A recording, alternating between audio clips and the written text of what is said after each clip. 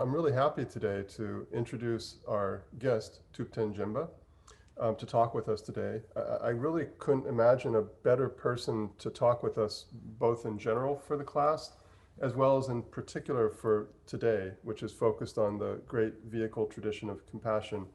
Thupten Jinpa is really a quite unique figure in terms of bridging all these different divides that this course has been about, because this course is centrally about looking at Tibetan Buddhist meditative practices in their own context, but then looking about the way they're being translated, adapted, inspired, and morphing in various ways into the modern secular context.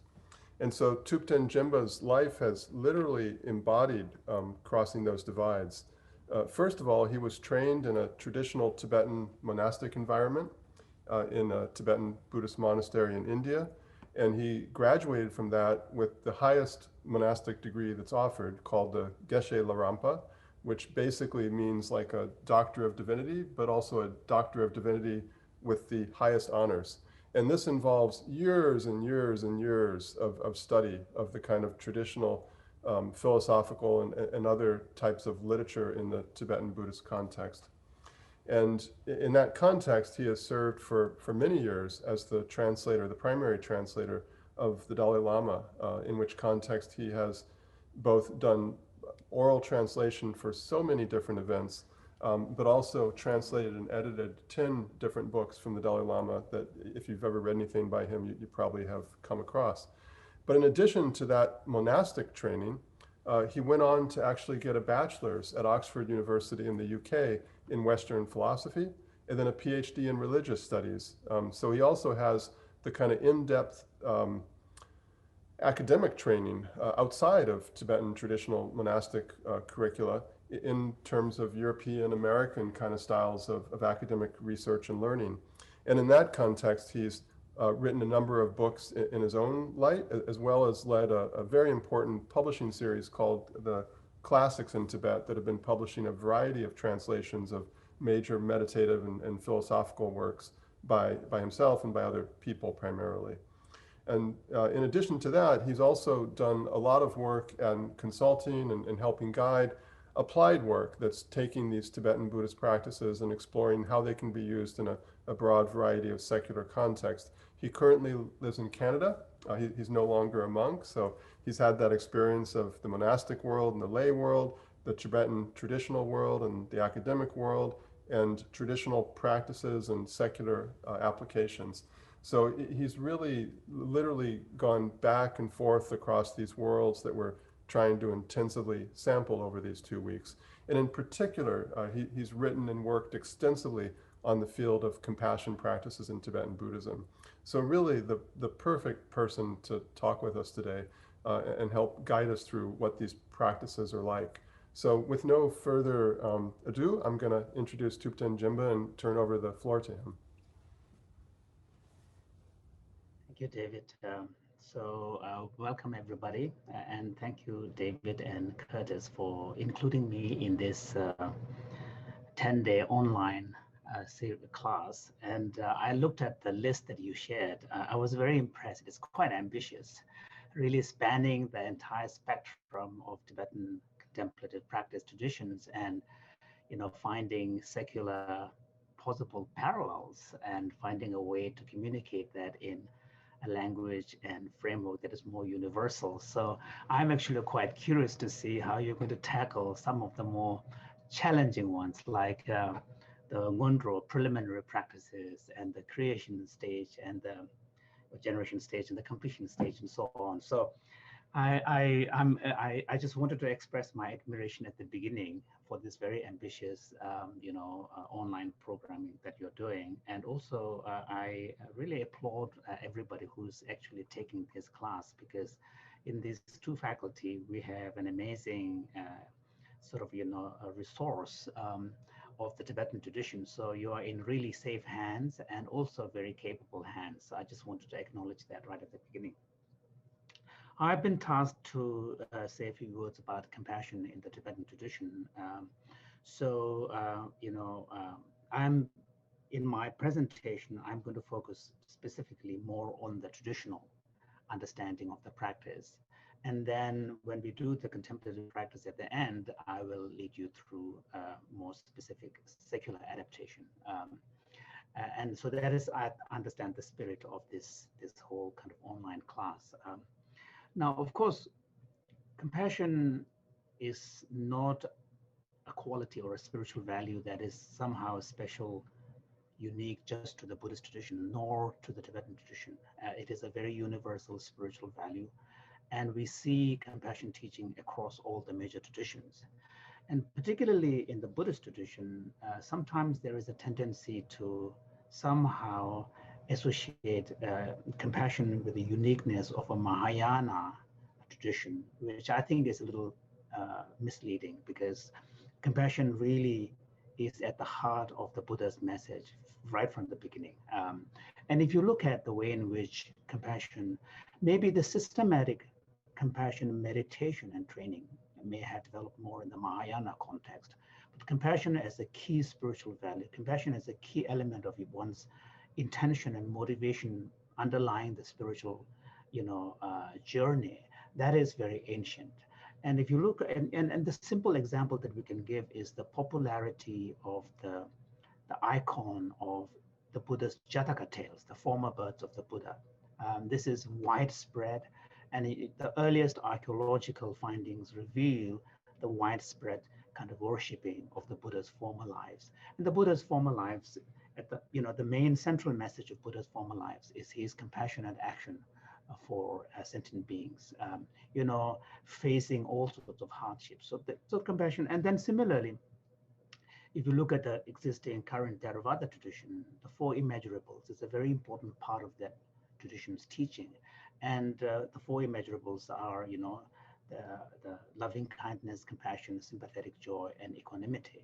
So in these four, compassion is one of the key. So I think there is something that we need to acknowledge when we look at compassion's place within the overall Buddhist tradition. One need to recognize the sort of the commonality of the emphasis on compassion. Now, of course, historically, it's the Mahayana tradition that has really emphasized, out of the four immeasurables, compassion has been given a special spotlight. And I think there's a reason for this in the Mahayana tradition, because in Mahayana tradition, one of the most important, ideal is the Bodhisattva ideal. And the Bodhisattva ideal involves, cultivating altruistic intention and dedicating one's life and to the well-being of other sentient beings. So there's a very strong emphasis on the action practice component or action component, the conduct. And that conduct really has to be underpinned by a powerful motivation. So within the four immeasurables, if you look at which one is the most motivating factor, you can see compassion really is the key motivating factor. So in the Mahayana tradition, although the four immeasurables are taught, but the emphasis is really on compassion, and the other immeasurables like loving kindness and sympathetic joy and equanimity are in some ways practiced as sort of, complementary factors. So for example, like equanimity established the basis, and loving kindness established the basis for making connection, a sense of connection to others. And then sympathetic joy is a way of dealing with obstacles like jealousy and envy. So we can see, but the emphasis is really on compassion, and the formal training is really focused more specifically on compassion in the Mahayana tradition. So in that sense, one could say there is a unique approach to compassion in the Mahayana tradition within Buddhism. There is a beautiful passage right at the beginning of Chandrakirti's, entering the middle way. In fact, it is the salutation verse, where actually, unlike the traditional practice, which was to always pay homage to the Buddha or some meditation deity or a guru, Chandrakirti pays homage to compassion at the beginning of his major philosophical text. And there he chooses compassion as his object of salutation, because he says that compassion is important. Compassion's importance for Buddhist practitioner remains throughout all stages. At the beginning, it's like the seed. So as you start your practice, compassion is like the beginning, the seed, the motivating factor. And while you are on the path, compassion is the factor that sustains your motivation, that continues to keep you energized and motivated. And then at the end, when you even attainment of full enlightenment Buddhahood, the continuity of your altruistic enlightened activity is a function of the Buddha's compassion. So Chandrakirti has this beautiful passage where he, in some ways, is emphasizing that although compassion is very important at the beginning, compassion's importance should not be confined just to the beginning stage. Now, its importance at the beginning cannot be underestimated, particularly from the Mahayana Buddhist perspective. In fact, Mahayana texts speak of awakening the Buddha nature, or the awakening the Gotra, the lineage within us. And the sign of having awakened that is identified with having generated the great compassion, a universal compassion for all beings. And that's when your Buddha nature has been awakened, it's been activated. And that's when you are really referred to as a Mahayana practitioner on the path. So we can see that compassion has a really key role there. Now, when it comes to compassion cultivation, then of course, and there's a kind of a paradox. On the one hand, compassion is a very natural sentiment, and that naturalness is really acknowledged in the Buddhist traditions as well.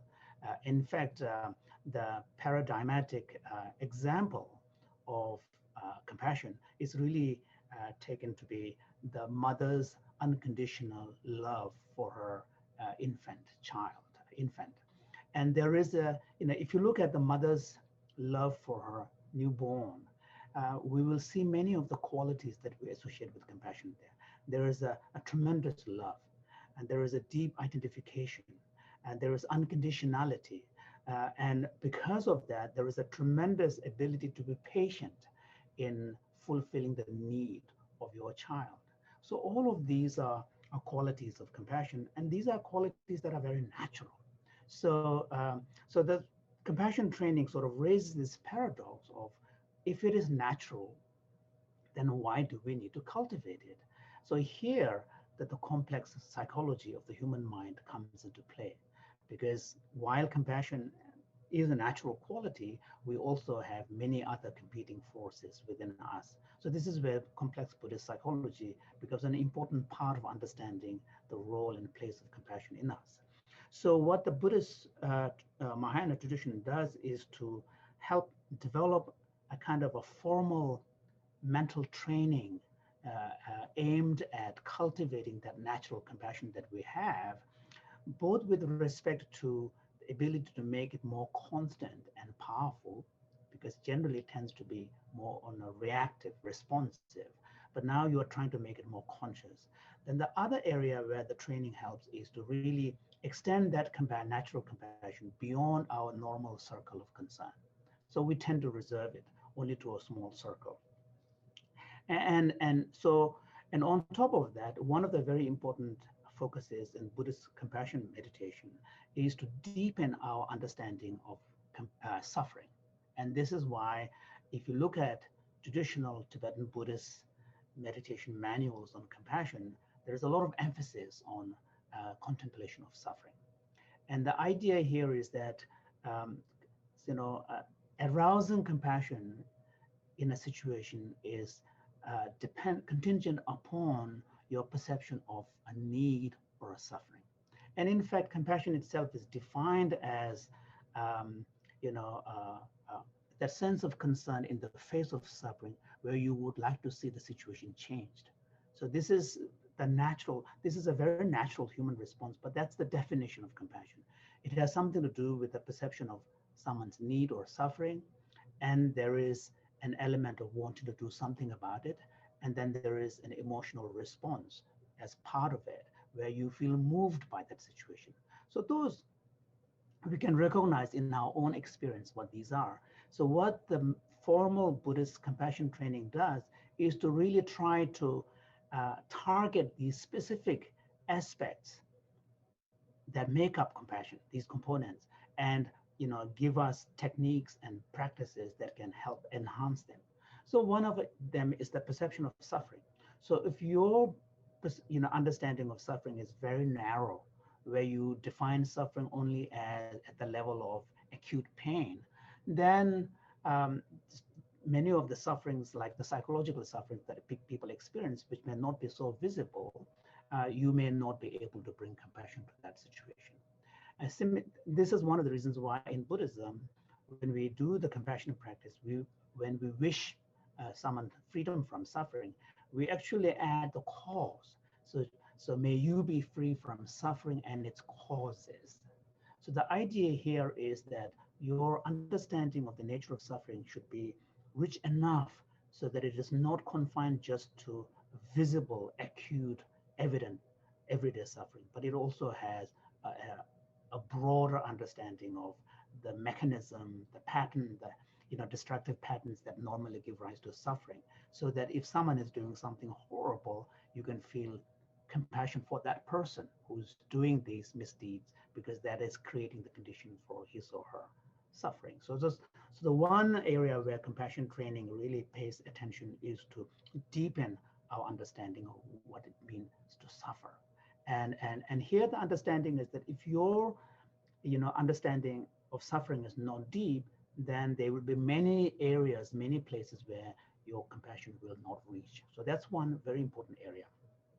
The other target of traditional Tibetan compassion training practice is the expansion of the scope of your empathy. Now, the empathy, of course, is a very modern term.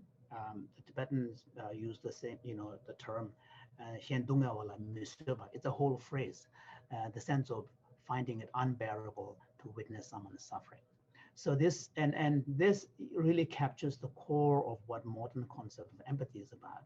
And here, again, this is the one key area where generally we tend to reserve our natural compassion to a small group of people that we identify with, our loved ones, those who are in the in group, if we can call the contemporary kind of language. So the practice here is to expand and go beyond that normal circle. And the way to do that is to open up and making a connection across that boundary. And this is one area where there's a lot of creativity in the techniques that are used. In traditional Tibetan practice, there are two main techniques that are recommended. One is what is called the 7-point cause and effect method that is identified with Atisha and other, the Lamrim tradition. Then you have the Shantideva's equalizing of self and others, equalizing, exchanging of self and others. So if you look at those two techniques, both of them really aim to cultivate this empathic concern beyond our normal circle.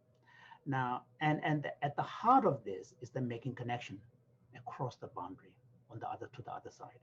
Now, in the first method, the way to do that is to invoke the Buddhist concept of rebirth. Well, it's not specifically Buddhist, it's a pan-Indian concept of rebirth. And to really bring home that if we have been taking rebirths in this cycle of existence since beginningless, then every time we take a birth, we will need to have a mother, pretty much every time. So then when you do the math, then since beginningless birth in samsara, then there must have been countless numbers of sentient beings who have been our mother. So the idea here is to cultivate the thought that all beings have been at one point my mother. So this is called the recognition of others as mothers, and what is happening here is that actually we're using a self-reference as a way of making the connection. And then the argument here is, just as you care for your parents of this life, you should care for the parents of your previous lives as well. and you are not unrelated. You are related with all beings, and then this is then complemented with additional practices like then contemplating their kindness when they were your mother, and then the need to repay their kindness. So those three practices are really part of a parcel which uses the concept of rebirth and self-reference as a way of making connection with all beings, and finding a way to identify. And the idea here is that if you are able to make that connection, if you're able to find a way to identify with all these, countless sentient beings, then empathic concern for their well-being will naturally arise. So those two things, deepening your understanding of suffering and making connection to develop empathic concern, that is, those are crucial. Now, in Shantideva's approach, in Guide to the Bodhisattva Way, Guide to the Bodhisattva Way, he actually bypasses the need to invoke rebirth. So in some sense, the Shantideva approach lends very easily to the secular adaptation. Basically, what Shantideva does is to really use, of course, he doesn't use the phrase common humanity or shared humanity, but essentially, and this is the contemporary language that we use, Shantideva is using shared humanity as a basis to make that connection. And his central argument here is that just as I wish to be free of suffering, just as I wish to be happy, all beings wish to be happy and do not want to suffer. And so he's basically bringing home at the fundamental level equality between self and others with respect to the fundamental, aspiration, which is to seek happiness and overcome suffering. And so in that sense, his approach is not so much self-reference. He's not saying that you need to care because you owe them, which is what the previous approach, the former approach does. Here, he is really using the commonality of the human condition. And we can call it the sentient condition because he's more ambitious. In the secular context, the ambitious is less ambitious. We say common humanity, but in Shantideva's context, it's more ambitious. He's talking across the whole species of sentient beings. So he uses that to make the connection. And once you have made the connection, his argument is that, in fact, when it comes to numbers, others are more important than yourself. So Shantideva approach is more radical, but on the other hand, it also lends quite easily to secular adaptation. So in these ways, then the key here is to find a way to open up your empathic capacity, expand that empathic scope of your empathy so that it can include a lot more beings in that circle. And once empathy arises, then the compassion arises kind of naturally. So, this is the key approach in the Shantideva's. There's a question there. Shantideva is the 8th century great Buddhist master, Indian Buddhist master, and his text, Guide to the Bodhisattva Way, Shantideva's Bodhicharya Avatar, is probably one of the most influential Indian Mahayana Buddhist text in the Tibetan tradition. There's a beautiful translation of that text in the Oxford World Classics series, very readable, where the translators present good outlines of each chapter at the beginning of each chapter. So the Shantideva's approach is really crucial.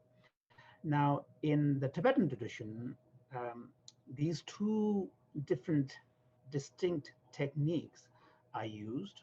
And then, of course, Tibetans being devout Buddhists, Tibetans will not have any issues with invoking the concept of rebirth. And if anything, that is actually more inspiring. But also the tradition emerged where the steps from the two techniques became integrated. For example, in Tsongkhapa's, great treatise on the stages of the path to enlightenment, he combines the two. And in many Gelug Lamrim texts, we will see a combination of the two. So there's more integrated practice of the two different techniques. And one of the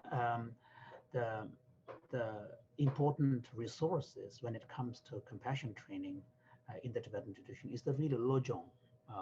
practice, the Lojong genre, mind training.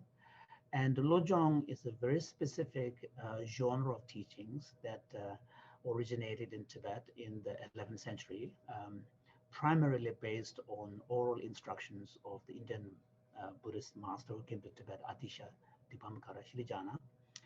And in Lojong, one of the things about the Lojong is really um,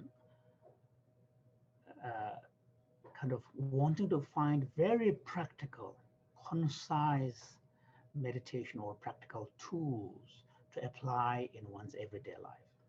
So the Lojong really sort of fine-tuned the compassion, traditional formal compassion meditation that we find in the Mahayana text and the Tibetan text, to a point where the sort of Lojong tries to obliterate the stark division between formal practice and everyday life. Lojong wants to basically encourage us to use every experience, every moment in our life as a learning experience, and a part, embrace it as part of your spiritual practice, so that you don't need to rely heavily on length of formal sitting. So in Lojong, then Shantideva's approach of equalizing, of exchanging self and others has been really highly developed. And one of the ways, and then I spoke about Shantideva's approach has two aspects. One is the equalizing of self and others, which I talked about using common humanity. And here what Shantideva is doing is actually challenging us, our deeply held beliefs about the boundary of self and other. We tend to identity of self as a discrete individual is really like a kind of a rock solid. It's incontrovertible. But in fact, Shantideva is saying that essentially what we have done is we have internalized identity of, individuation of self. That is more of an acquired experience. And in some ways, I think that Shantideva's point is probably being shown by contemporary developmental psychology. If you look at child, the developmental psychology tell us that early on, the child's individuated sense of identity is not fully formed. Their identity is, sort of fused with their identification with the mother. And in fact, those who have had the experience of being parents will know your child does not use the first person word for quite a while, actually, even when they start speaking. And they will refer to themselves in the third person. So all of this suggests that this individuated sense of self as something bounded, something self-enclosed, is actually a construct. So Shantideva is really challenging that, and at least wanting us to open it up so that we have a more relational conception of who we are as sentient beings. And once we have more relational conception of who we are as sentient beings, then our perception of others and our attitude towards others will open up. So, and those are important assumptions. They may pan out, but at least it's important to recognize those kind of assumptions of human psychology are part of this training. And now the second element of Shantideva's approach is exchanging self and others. So where what he wants to do is to use thought experiments and put ourselves in other people's shoes, and look at ourselves, our formal self, which took ourselves to be individuated, discrete ego, whose only concern was his well-being or her well-being. And now look at this from a perspective, sort of a third perspective. So there's quite a lot of thought experiments which are actually quite powerful, and those who are really interested in kind of Buddhist roots of contemporary secular compassion training, I think you would gain a lot by looking at Shantideva's approach, particularly on the exchanging of self and others and equalizing of self and others through common humanity, even invoking the shared humanity. Now, where Lojong brings a uniqueness is to really take this exchanging of self and others from the level of thought experiments to a kind of a contemplative meditative practice. using visualization. And this is where the Tonglen practice, and I'm sure you will have this discussion this afternoon, and you will find that in the reading material that David has.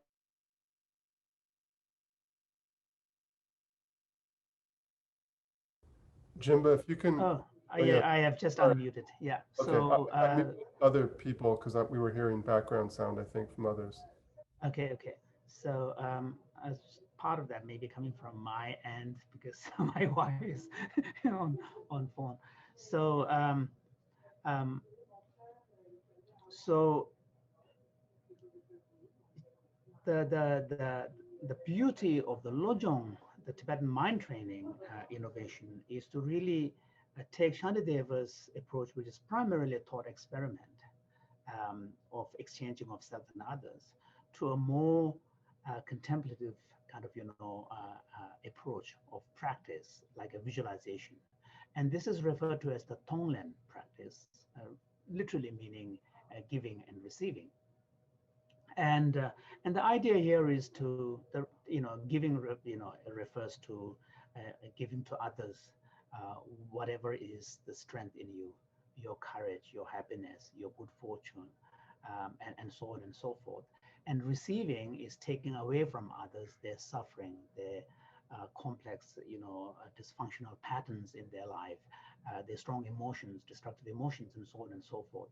So that's a kind of, but the way in which the Tonglen, the Lojong practice does this is to use visualization, where and in a very creative way. And so the Tonglen practice would involve, taking from, first invoking suffering beings image, and then imagining you take from them the other suffering in the form of clouds or some smoke or dark sort of clouds and so on, and then take them into yourself, and then imagine offering to others, and then I can visualizing like kind of streams of light or white clouds and so forth coming out of your body and reaching to the targets of your compassion practice, and then imagining that they receive sense of courage, hope, happiness, joy, good fortune, and so forth. So this is, and then as you become more advanced in this practice, then the recommendation is to combine it with the flow of your breath. So when you breathe in, you take the sufferings and negative emotions and so on. When you breathe out, you then offer whatever's the strength inside you. So this is Tonglen practice, and Tonglen practice is a beautiful practice, which actually is seen as exercising the kind of your compassion muscle. And in fact, the Tibetan traditions, the masters will tell you that Tonglen is a way of exercising your impulses of both loving kindness. So giving is like you're practicing the impulses, your loving kindness. So imagine muscles. So you have loving kindness muscle and compassion muscle. And taking is the way of exercising your compassion muscle. And giving is the way of exercising your loving kindness muscle. So the distinction between loving kindness and compassion is really more of, a good way to look at it is imagining them to be the two sides of the same coin. When your wish takes the form of wishing well, then you are using more loving kindness. When your wish takes the form of wanting to relieve someone's suffering, so the focus is suffering. So in loving kindness, focus is on well-being, happiness, and joy. In compassion, the focus is more on suffering and problem and need. But they are coming both from the same impulse, which is the basic impulse to care, a sense of concern. And in Sanskrit, it's called anukampa. In Tibetan, it's jesosel. So that is the underlying fundamental psychological kind of state, which then manifests in the form of compassion or loving kindness, depending on what specific practices you are using and what specific aim you have. And Tonglen, the beauty of Tonglen is that it does it both ways by combining with the breathing. So you are exercising, and in fact, the Tibetan phrase is "Chambe mikpa tseltotempa," or So it's essentially the idea here is that during this giving and receiving, you are exercising these two parts of your compassion practice. One is the loving kindness, and one is compassion. So I think, if you again, Tonglen. So if you look at many of these Buddhist approach to compassion cultivation, and the idea is lo jangpa, ningji lo jangpa, which means to train your mind of compassion. So there's really is the word jangpa is really the same word we will use for exercise. So jangpa is a very important term, lo jangpa. Jangpa also has a connotation of a cleansing or purification or refining. So this key word is jangpa, and that's why we translate it as compassion cultivation. There is the imagery that is used, of course, coming from India, which was quite important agricultural society, and a lot of the imagery is really coming from the agricultural kind of context. So there is a idea that equanimity is like the fertile soil, and compassion is like the seed, and loving kindness is like the moisture, and what comes out of it is the altruistic intention. So there's this beautiful idea that, and one thing that we have to understand is that even though on the surface some of the practices in themselves may seem simple, but underneath this there is a complex understanding of human psychology. So I think these kind of and although there are of course some specific aspects of the traditional Tibetan compassion training which I think is difficult to uh, adapt to a secular context. For example, like recognition of all beings as your mother clearly presupposes the concept of rebirth. So there are some aspects, but generally, if you given the depth of the psychology that is part of that compassion cultivation training, most important part of the practice is adaptable. I don't think there is anything that cultural barrier to do that. Now, of course, when it comes to these kind of rich practices, given the antiquity of the traditional approach, there will be many elements of the practice which are difficult to bring into the secular context. So, for example, in the traditional Tibetan practice, all of this formal training, as well as the informal practices like Tonglen, has a quite a big scaffolding practices. For example, in the Tibetan tradition, compassion training, some of which are very formal sitting practices, is embedded in a larger approach where there is a powerful mythology around compassion. The whole idea of the Buddha of, thousand-armed Buddha, the whole story, pretty much every Tibetan Buddhist will know the story of the thousand-armed Buddha, how he came to have 1,000 eyes and arms because he wanted to be very efficient in, relieving the sufferings of so many sentient beings at the same time, and how he came to acquire the 11 heads, because at one point he nearly broke his vow to never exclude any sentient being. And at one point, Avalokiteshvara is supposed to have almost lost his hope. And then, because he broke his vow, his head split into 1,000 pieces, and Amitabha came to his rescue, put them together, and 11, the 10 heads emerged, and then his head atops Avalokiteshvara's other 10 heads. So the Tibetan Buddhists all over the world will know these mythology, and that's and then part of that there is the chanting of the Om Mani Padme Hum 6-syllable mantra of the Buddha of compassion. We have cultural mentors like His Holiness, who's seen as human manifestation of Avalokiteshvara, the Buddha of compassion. Most practitioners will have a very intimate relationship with the Guru, who is seen as embodying the quality of compassion. There are also formal Buddha of compassion practices like sadhanas. So in the traditional approach, the formal practices and the psychology is really embedded within a broader approach, which has all of these other elements that makes the approach really powerful. So I think it is important to know as you study that we should not expect that all the effect of traditional approach is really coming just from the formal training, which has been formalized and written down, because all of these practicing members are part of that cultural community with all of those shared. And then, of course, when compassion becomes a universally admired value, such as in the Tibetan tradition, that espousal, collective espousal of compassion as a key value also plays a very powerful role. So I think it is important to understand that when we do compassion cultivation, that the effects are coming from multiple modality. It's not just through the mental training alone. There is a mythic part of it. There is an inspiration part of it. There is a mentoring part of it.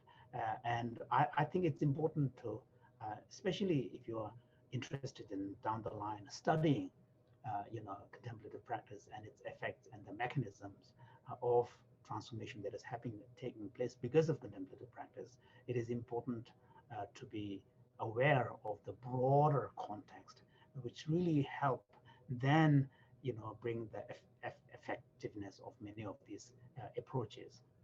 So I wanted to share this, and then there is one thing that is interesting in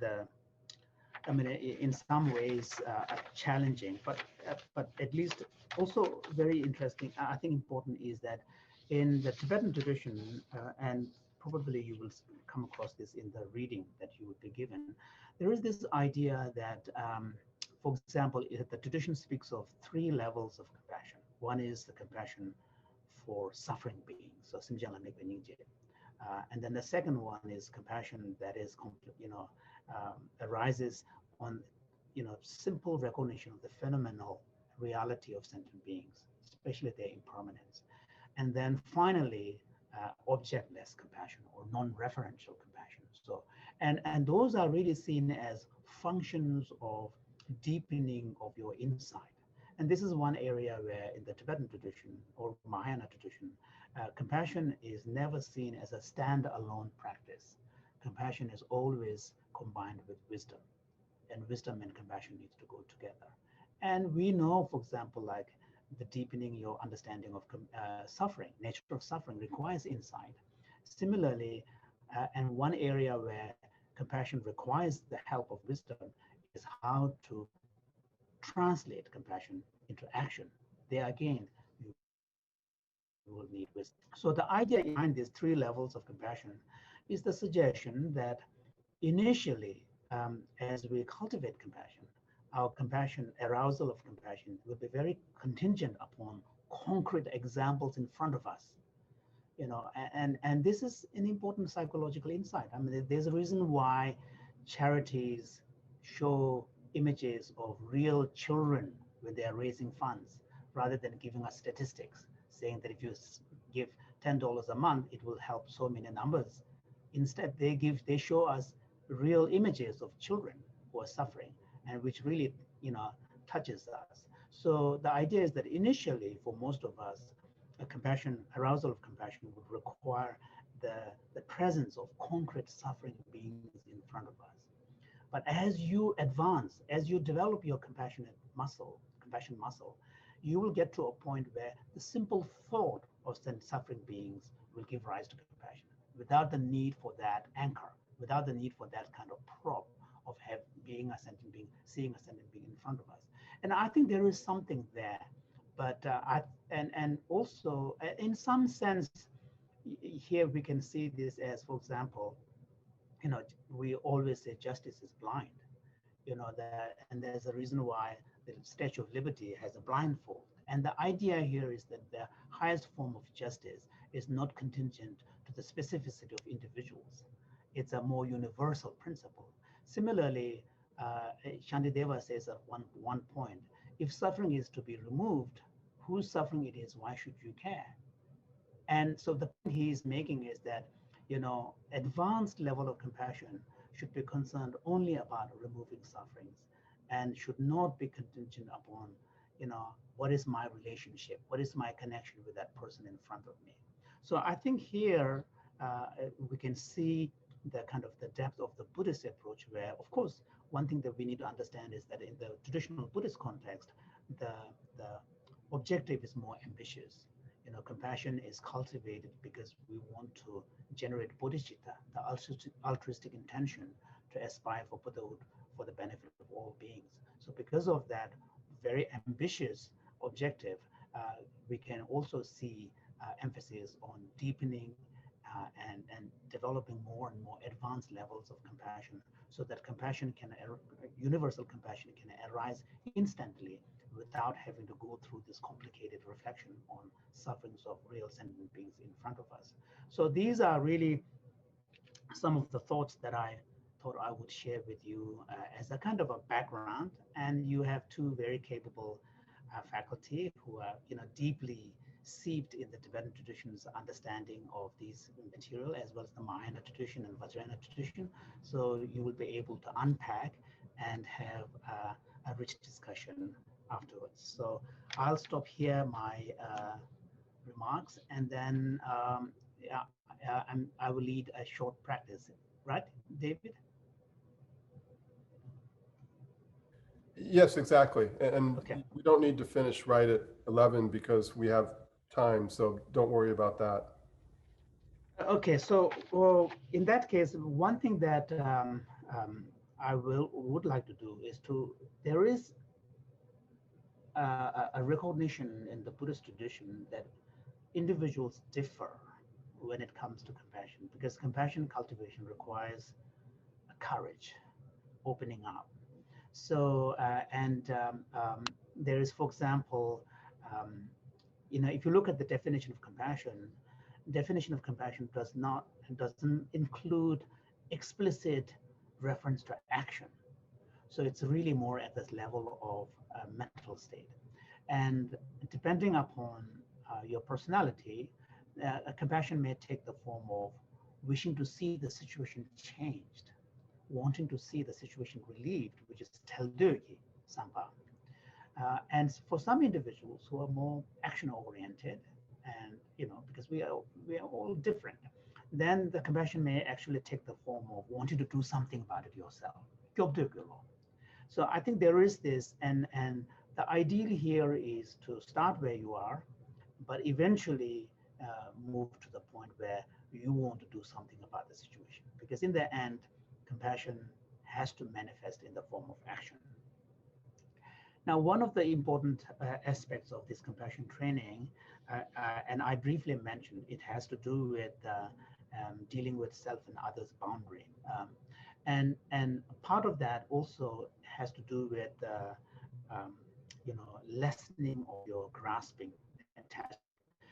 And this is a tricky one because compassion and there is an acknowledgement, for example, in Buddhist sources such as in Chandrakirti, where as a felt emotional experience, compassion feels very similar to attachment. So there is it's a form of reaching out. It manifests in the form of connection. It manifests in the form of caring. And so the difference is in compassion, there should not be self-reference. In the attachment, there is self-reference. So the ideal here is to find a way to nurture this and continue to develop this, our impulse to connect, care, identify, while taking out the self-referentiality of that psychological mechanism. That's a tough one.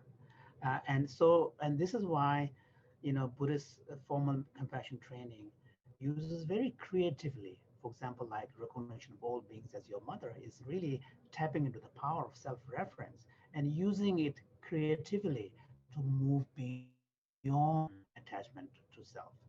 So there is this idea that the progressive advancement of compassion really needs to go hand in hand with a lessening of attachment to self and self-reference.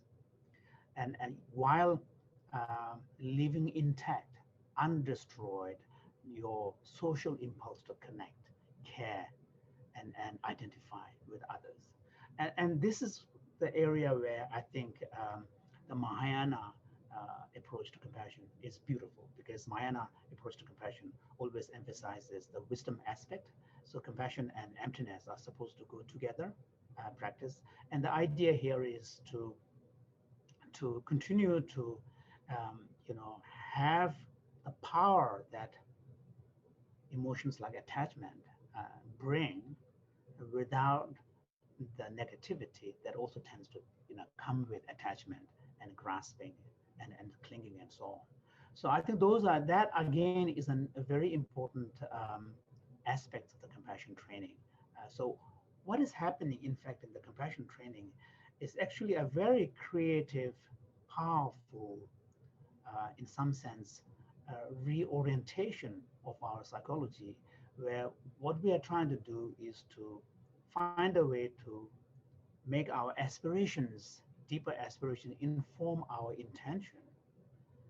And our intention, by bringing compassion explicitly into this, finding a way of making sure that our intention, shapes our motivation, so that in everyday life, awareness would kick in, so that we are able to bring compassionate perspective in any given situation. That, in a nutshell, is the aim of formal compassion training. And because it is in a kind of a way, a formation of a particular type of habit, we are creating a pattern by which we will, because the ideal in contemplative practice, and that the reason why it is so repetitive, is to develop familiarity. In fact, the Tibetan word for meditation is gom, which explicitly talks about cultivation of familiarity.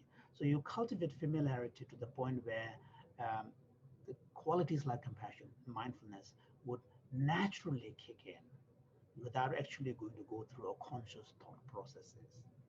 That, in a nutshell, is the aim of using contemplative practice, which involves repetitive process, reinforcement, reflection further on what you have experienced, and then applying it in everyday life.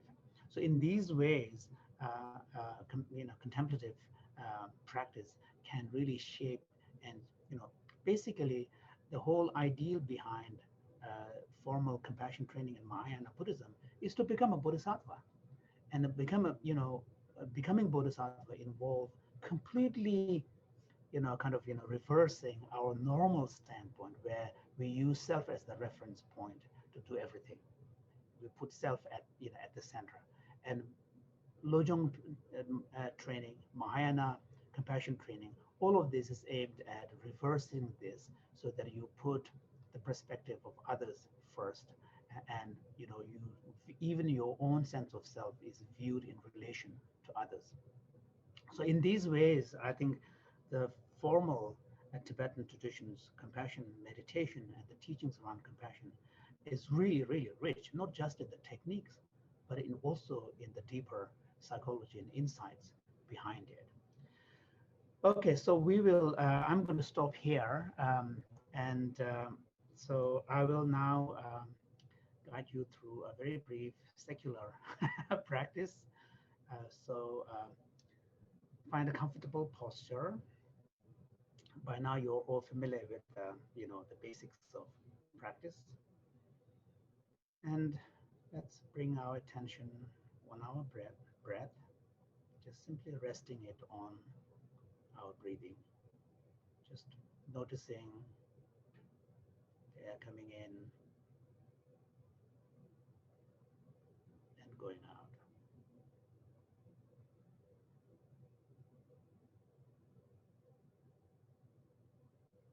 And if it helps, you can try to feel the energy of your mind slowing down, as if beginning to enjoy that silence.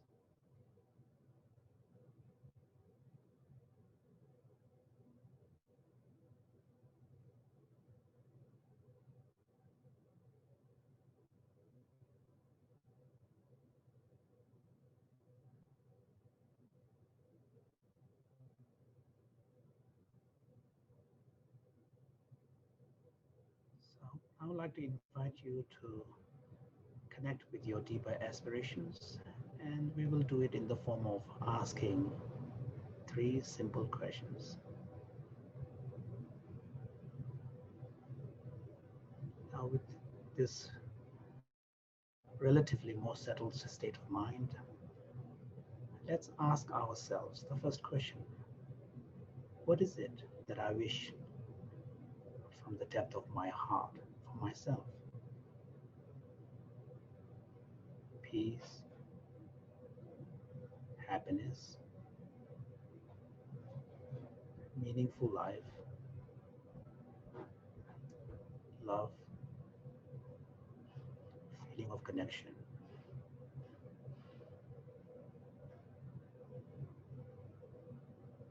Just simply ask that question to yourself. What is it that I truly wish for myself? Let any answers pop up, and if nothing comes up specifically, don't worry, just stay with the energy, with the open question.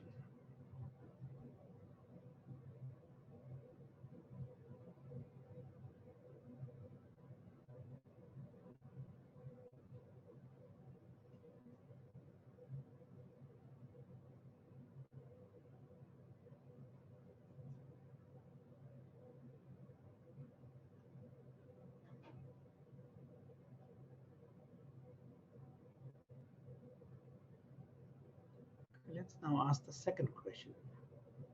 What is it that I wish truly for my loved ones?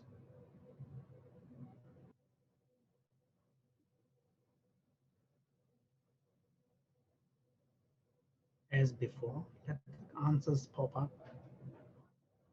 Don't judge, simply acknowledge whatever comes up.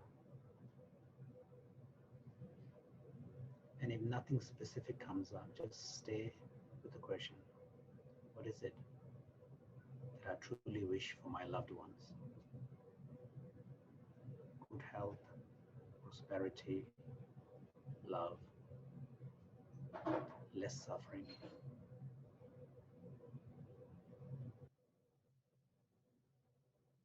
Happiness.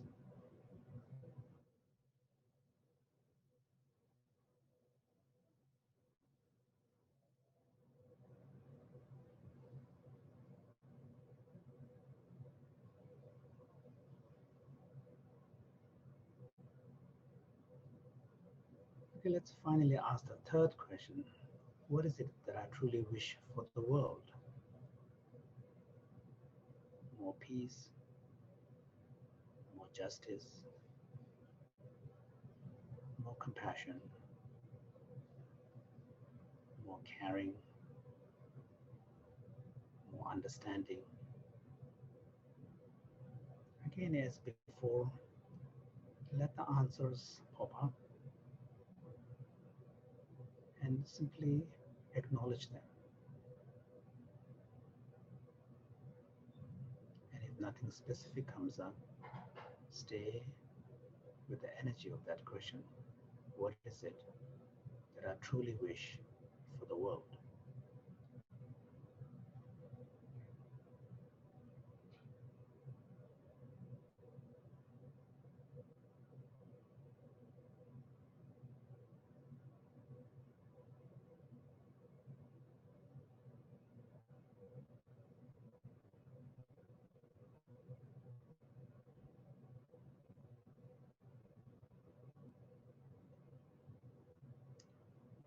Now let's reflect on what we just experienced and acknowledge the striking similarity in the answers between the first two questions.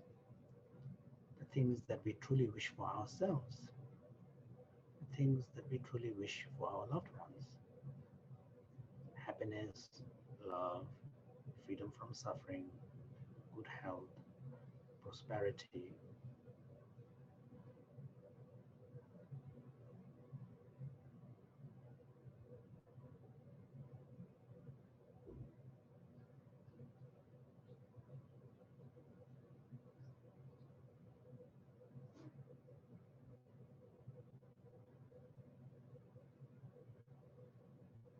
Okay, let's now recognize that just as I wish these things for myself and my loved ones, every single human being on this planet also wish these things for themselves and for their loved ones.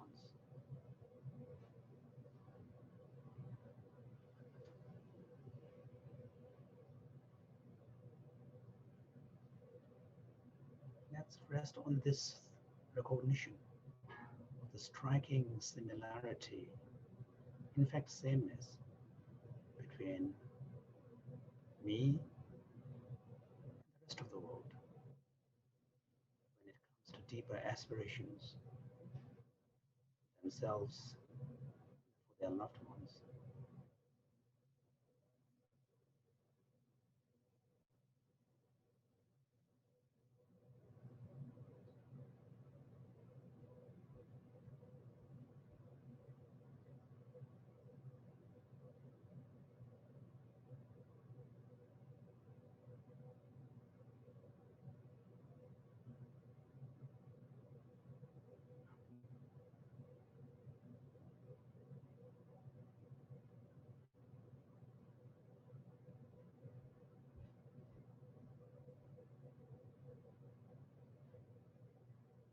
And this is our shared humanity, common humanity.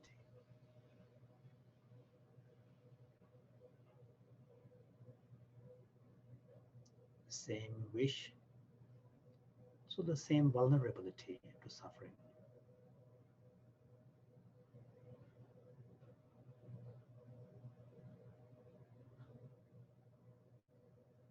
So with this awareness as a background, let's bring to mind some specific images of suffering in the world right now. There's no shortage of such examples. We can think of the millions of people who are directly affected by the pandemic, either themselves suffering or their loved ones suffering.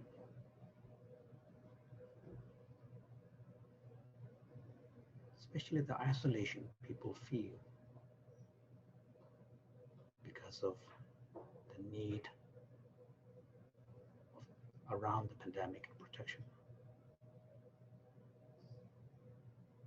Or we could think of sufferings among the refugees, particularly from the conflict in the Middle East, the Greek islands,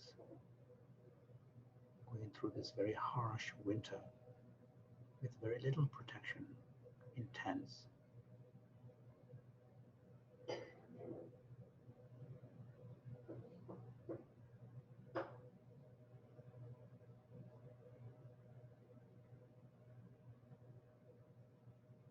So bring this thought of suffering to your mind as much as you can, making it real in your mind.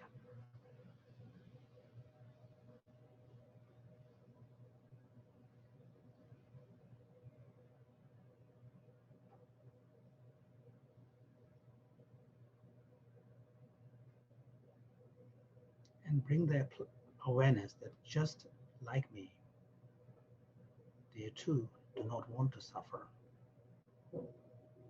They too wish to be happy.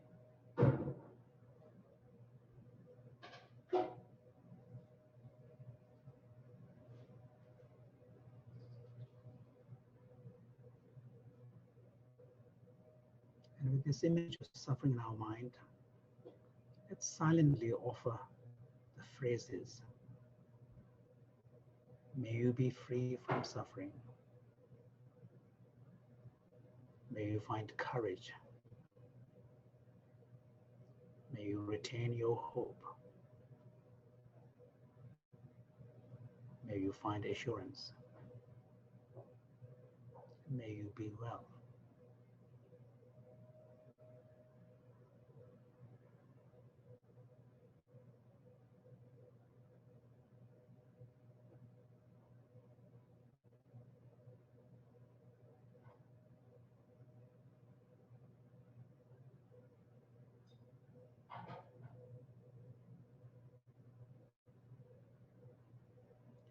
let's include ourselves into the picture and think of the entire world currently going through collectively the suffering of global pandemic, the worry, the fear, the sense of uncertainty when this will end.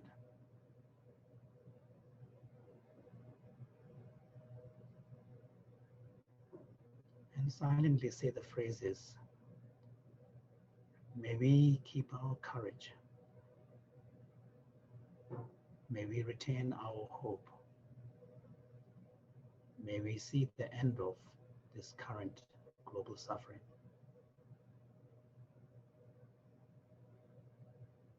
May we remain resilient.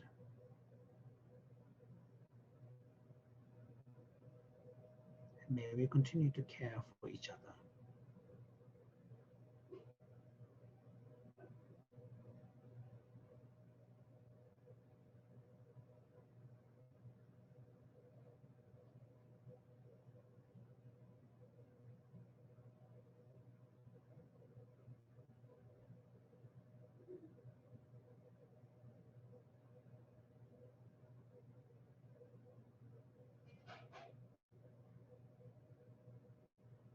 And now gently bring your attention back on your breath, noticing your breathing, and bring your awareness back into your body, feeling the presence of everybody sharing this virtual Zoom room.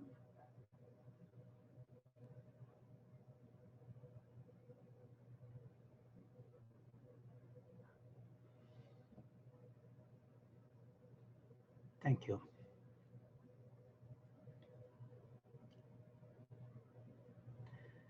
Thank you very much. I don't know if we can see everybody, but if we can at least wave to each other, that would be nice. With a big smile. Thank you. Turn left and turn right. Whoever happens to be on your Zoom space, someone will see your smile. Thank you. That's beautiful. Yeah. Because one of the things about compassion, it's all about relationality. So the connection. Wow.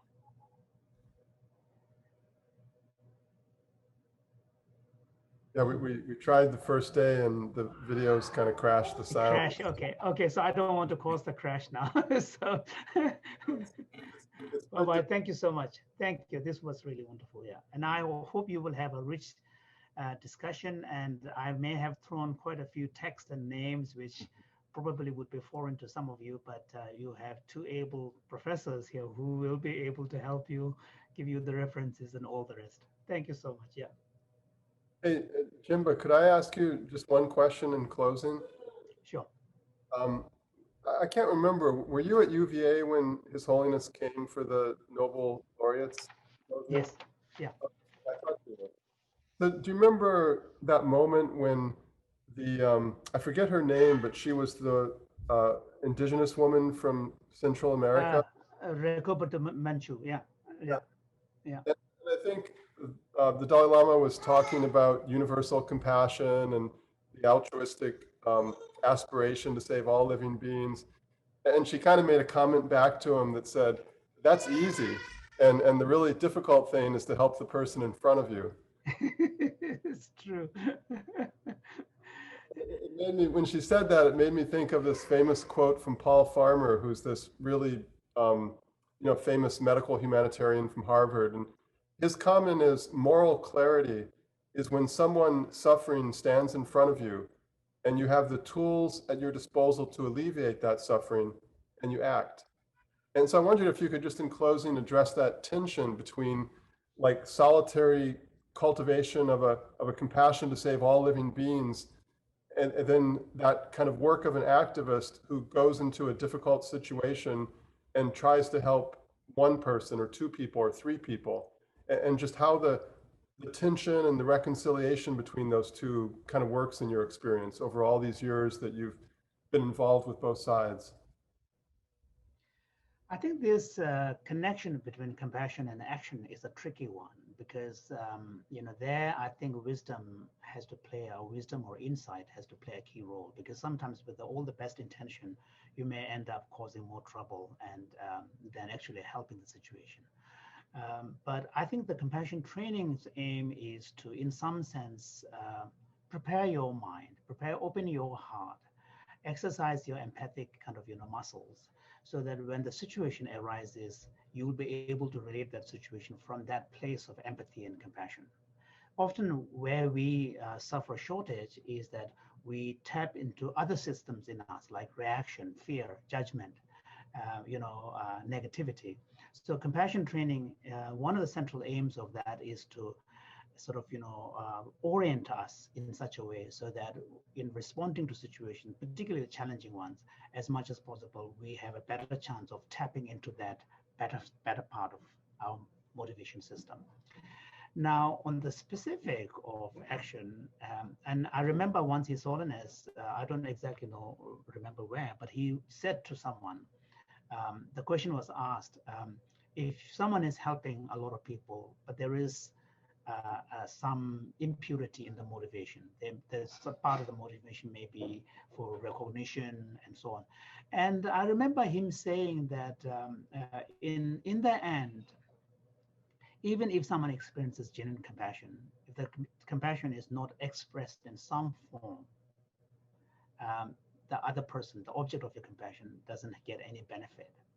So I think I think the action, the distinction needs to be made between expression and action, because often in a situation, the situation doesn't require any active action, but people are feeling lonely, alone, and afraid, and the simple acknowledgement and recognition of the situation and showing that you are there is, in some cases, more powerful. So I think this, and Raghupada is right, that if we confine our compassion practice just to formal mental training and never apply it in everyday life, then we could delude ourselves thinking that we have achieved quite an advanced state of compassionate mind. And it will only be tested if you bring it into your everyday life, when you're confronted with need. And also when you're confronted with a challenging situation where there is a little cost to yourself, maybe a time, attention, reputation. So I think, so this whole, I think it's both. You need the action component to continue to, in fact, even deepen your compassion mental training, because the action will inform the courage that is needed.